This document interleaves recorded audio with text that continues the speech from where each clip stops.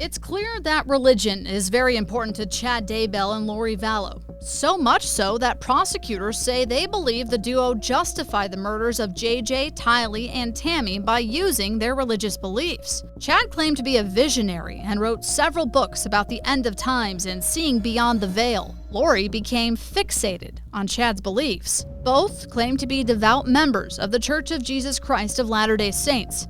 But what they were preaching strays far from the Book of Mormon. Once they connected, the world around them started to crumble, and now they're both facing murder charges. So let's take it back to where it all began, their love affair. I'm Kim Powell, and you're listening to True Crime Arizona, Lori Vallow's Deadly Delusions, Chapter 10, Chad and Lori. It's October 2018. Chad and Lori were introduced to each other at a Preparing a People event in St. George, Utah. In the days following, investigators found Chad was Googling the names of Lori, Charles Vallow, Alex Cox, and Melanie Gibb. They also noted many searches for Arizona obituaries. Now, this is as far back as investigators go. It's the month and year they note in grand jury indictments of when the crime started being committed, or at least planned out. The following month, they met for a second time, this time in Arizona, where Lori lived. Chad even wrote a steamy short story about how they met, but we'll get to that in a little bit. In the coming months, family noticed a change in Lori's behavior. At least that's what's noted in Charles Vallow's divorce documents that he filed in February 2019. What was in the divorce paperwork was interesting, to say the least. He said Lori told him she was a god assigned to carry out the work of 144,000 at Christ's second coming. He said she had recently become infatuated and obsessed about near-death experiences and spiritual visions. We now know those two topics are some of Chad's specialties. Many of his books he's published talk about how his near-death experiences led him to be a visionary. Also in that divorce paperwork, Lori told Charles she was sealed or eternally married to the ancient Book of Mormon prophet Moroni, and she's lived numerous lives on numerous planets. When these documents became available, we were barely scratching the surface of what this case would be. Now, having more of the background, we can fill in some of the gaps. There are text messages between Lori and Zulema that investigators have released showing that Lori was, quote, working on Charles. They considered him a dark spirit, and again, they had to rid the world of dark spirits or zombies. Let's put some fire energy towards Hiplos now. He's driving now, and today is the day. I can do it spiritually. Lori sent that text to Zulema in June 2019, about a month before Charles was killed. Investigators say Hiplos was their code name for Charles. When you read the text messages investigators collected, it shows the type of relationship each of these people have. They all seem to believe they had certain powers to cast out evil spirits, and Lori and Zulema went to Chad for advice. Chad, could you help me again? I'm being attacked again. It's in my head, again, in my forehead and temples. I think they're trying to stop me from visions. It's like my third eye is cloudy or foggy. Hi, Zulema.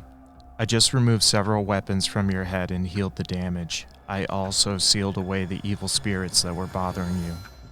Another text he wrote shows that he felt he was a protector.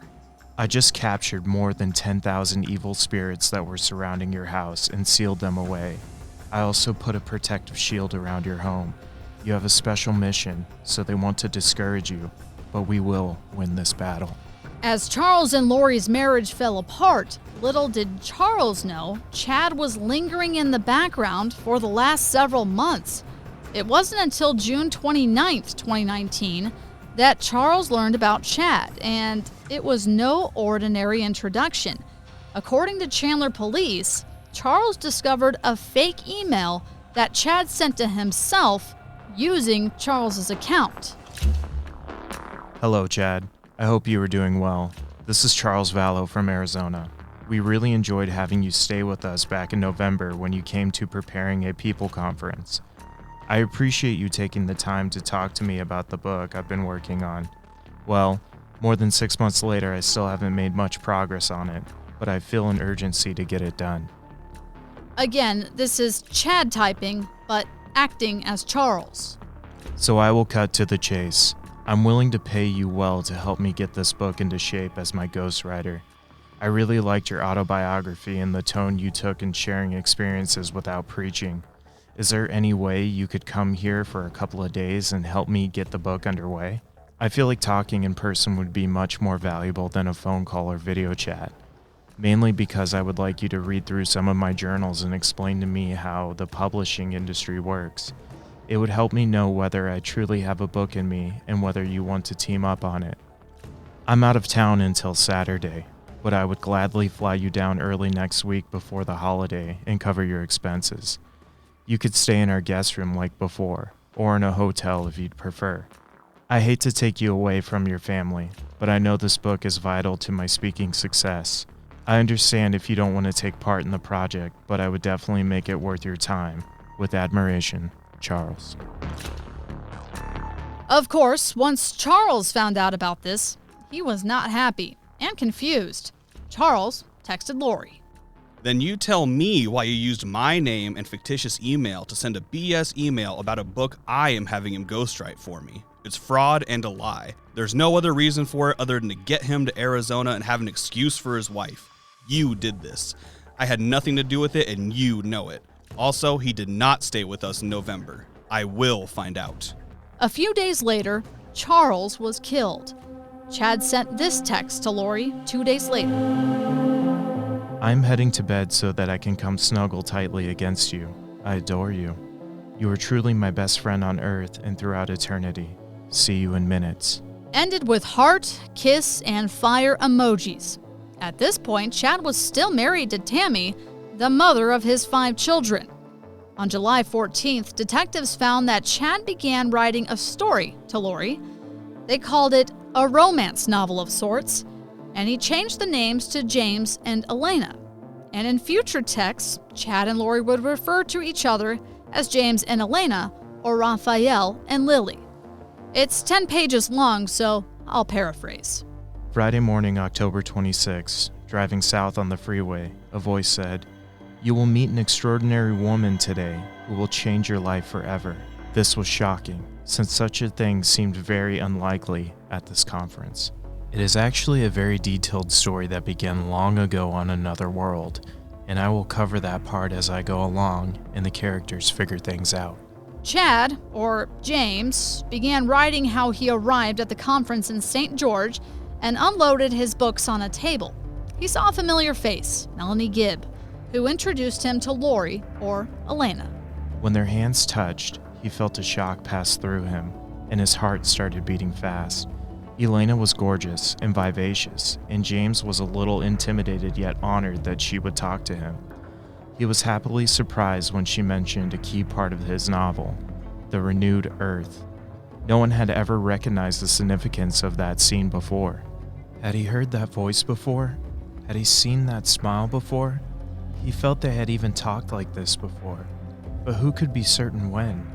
It was strange, but he could remember. The feelings were very strong, as if they had known each other oh so long. He said they didn't get to talk much at the conference after that, but couldn't stop thinking about her. He kept envisioning himself with Elena in very wonderful situations that indicated that they had been more than just friends. He continued to write that the next day he was a speaker at the event and he knew exactly where she was sitting, and she watched him attentively. He said she was so beautiful he could hardly concentrate. She then spent the rest of the day at the conference with him, helping him sell his books. He could only giggle when people asked if she was his wife, because, yes, in fact, she was. She just didn't know it yet. Her eyes had mesmerized him from the moment they met, but once the book sales slowed down, she stood near him behind the table. They looked deeply into each other's eyes for the first time, and he knew he was in the presence of a goddess. He resisted the impulse to kiss her, but his entire body was on fire. Chad wrote that he was already deeply in love from that moment. and that they've been together in previous lifetimes. He considered them to be eternal companions. He had glimpses of them walking dusty paths together, and he realized they had been married during the life of Jesus Christ and that they had been very close to him. At this time, their spirits could not be restrained any longer, and a long-awaited makeout session took place in that lobby. This was the manifest in the mortal world to James and Elena through scientific phenomenon known as the loin fire. From here, this romantic novel turns into a PG-13 version of an erotic novel. The erotic tension continued throughout the afternoon. James could only think of her. His desire for her was undescribable. Thankfully, she had worn 16 layers of clothing to survive the 80-degree weather, so he was not fully aware that she truly had the body of a goddess. Her dimensions were exactly what he always fantasized about, but that revelation would have to wait a month. That was just Chapter 1. Chapter 2 starts with how they exchanged numbers at the end of the conference and didn't stop texting all night, like two teenagers. They were both heading their separate ways, Lori to Arizona and Chad to Idaho.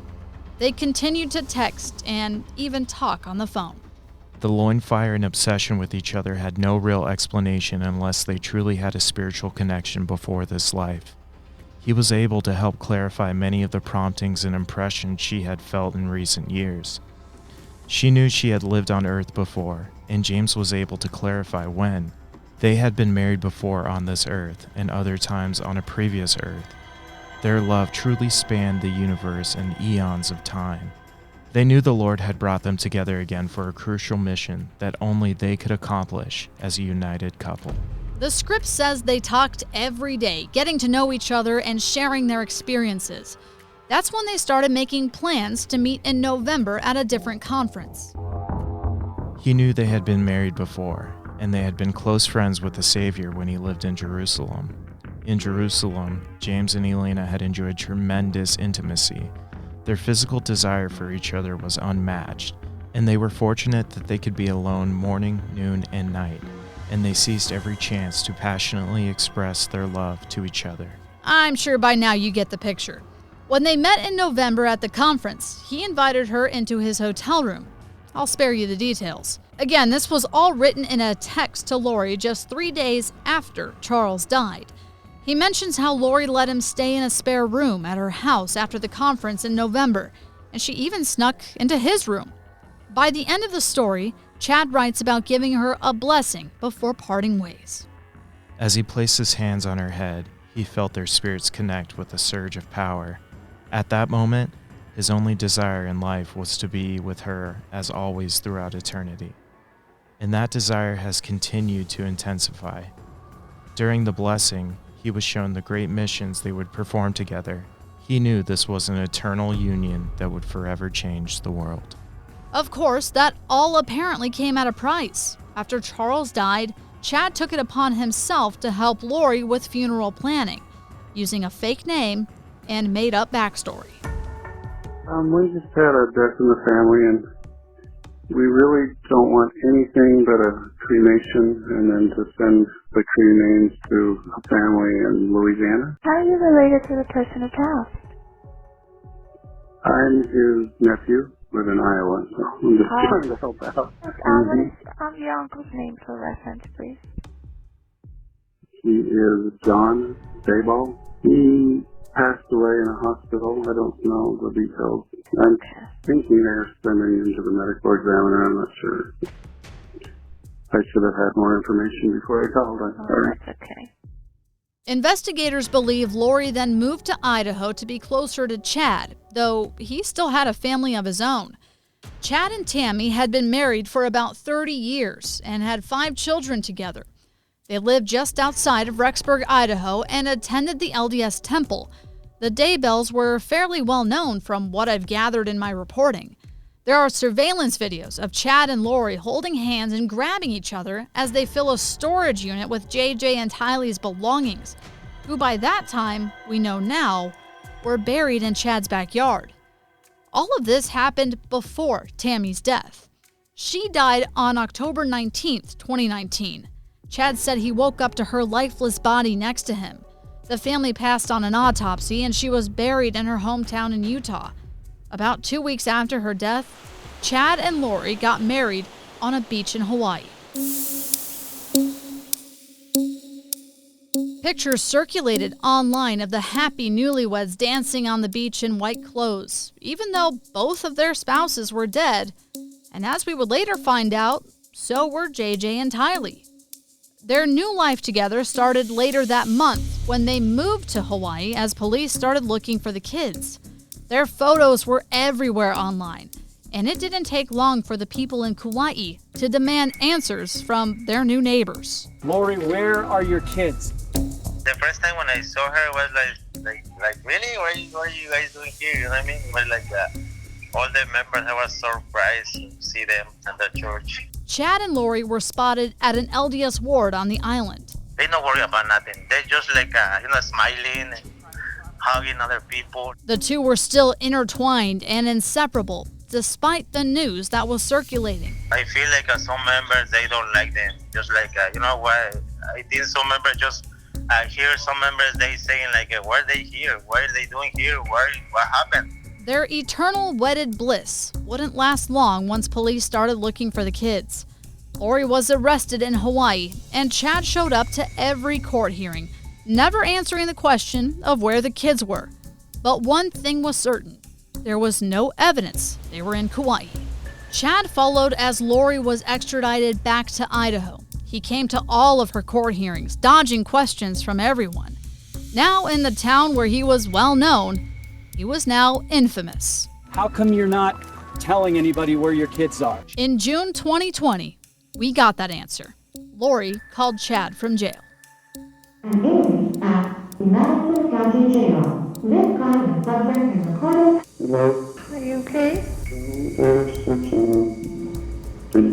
property. The house right now? Mark will be talking to you. Okay.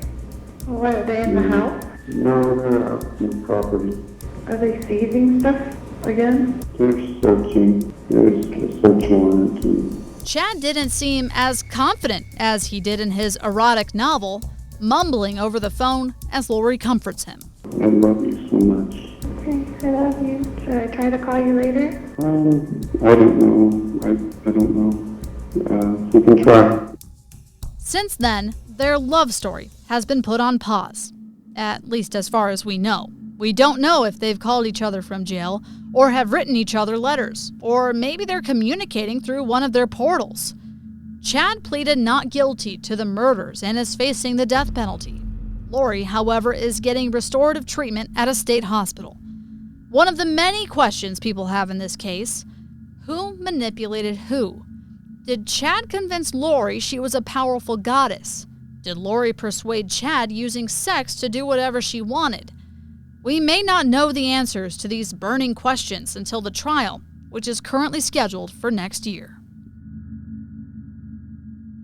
This podcast is written and reported by Kim Powell and edited by Hunter V. Norris. True Crime Arizona, Lori Vallow's Deadly Delusions is a production of Arizona's Family, 3TV, CBS 5, and azfamily.com in Phoenix, Arizona.